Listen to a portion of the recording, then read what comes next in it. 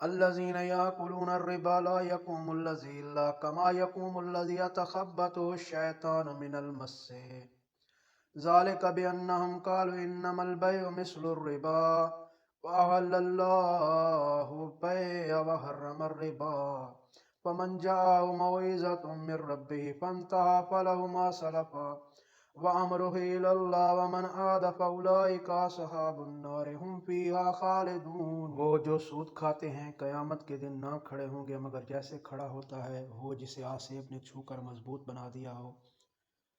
ये इसलिए कि उन्होंने कहा बै यानी तिजारत भी तो सूद ही की मानद है, और अल्लाह ने हलाल किया है बै को और हराम किया सूद को।